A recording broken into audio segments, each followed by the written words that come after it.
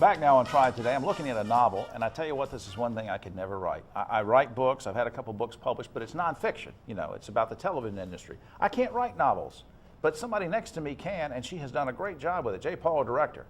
Let's meet the great new novelist, local heroine, who is also known for her Seen and Heard column in the Winston-Salem Journal. Leigh Somerville McMillan has written a book called It All Started with a Dog. It's a great book. Welcome, Leigh. Thank you. It's good to be here. Good to see you. You know, was it tough to make a transition between writing newspaper columns and doing that kind of thing and going into a novel? Was that difficult? I've been writing fiction probably since I was about 5 years old. Before you did the other? The difficulty for me was writing fact, writing truth, and so often I've heard editors say, now, is this really the way it happened? And I have to remind myself I can't always be as free as I am with fiction when I'm writing for the paper. Who first encouraged you? Were you born around here? No, I was born in Virginia, Northern Virginia. All right. Now, who encouraged you to write first? I've thought about that a lot, and I think it was my grandmother. There were a lot of storytellers in my family. Yeah, and mine too. They used to wash my mouth out with soap for.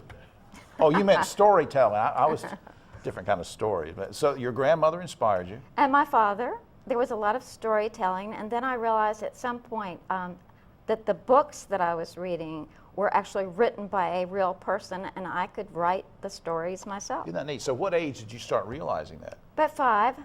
Isn't that something? Yeah. That's just great. Do you remember what your first paid job was, where somebody actually paid you to write something? 10 years ago with the Seen and Heard column. Really? Yeah, which has been a great introduction to a lot of wonderful people who've helped me with getting the word out about the book. Yeah, because you go around to charity events and fundraisers and things, and everybody, you've seen your column from all over the Triad. Okay, let's talk about this book. It's a lovely book. It's very well written. I've gotten through the first part. It's hard to put down. But here's what I want to ask you about. When you look on the spine, you don't see something like a big publishing house name. And you did it through this iUniverse thing. It's an independent type of publishing. Explain that. Well, it's really good news for people who would like to see their writing in a book form and be able to share it with readership. It takes one's writing to a whole nother level to have somebody come up to you on the street and say, I've read about Rachel and I love her and I love Ralph the dog.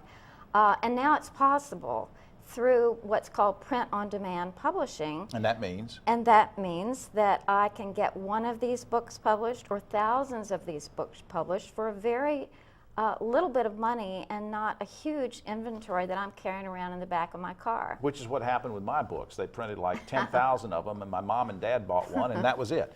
But seriously, this is great. Now, you have events coming up where you're not only going to talk about your book, but you're going to help people who want to learn to be writers and explore this world of publishing in this way. I think we might even have a graphic for the folks at home about a couple of the upcoming events. You want to plug them for us? The best way to find out about those events, and there are many, is to go onto my website at www.studiomcmillan.com.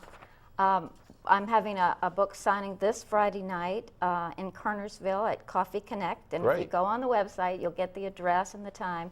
And then several workshops sort of activities, one on April the 11th at 1:30 at Blessings. We'll be talking about print-on-demand publishing and how everybody can do it. I want to get you back sometime and talk more about the book because I want you folks to get this and read it. Again, it all started with a dog. Go to the website. It has Ralph the dog in here, who is the real, I think, the hero, and Rachel is the heroine. And you know, before we run out of time, I just want to commend you for one thing in particular, and that is, letting us be more sensitive about dogs and the needs of dogs. This was an adopted dog that Rachel found, and as somebody who adopts dogs, my wife and I, we want to thank you for bringing that to the fore because there's a lot of animal abuse out there. Yes. Yeah.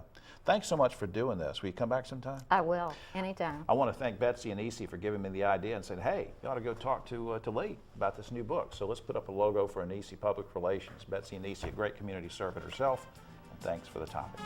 Be right back after this.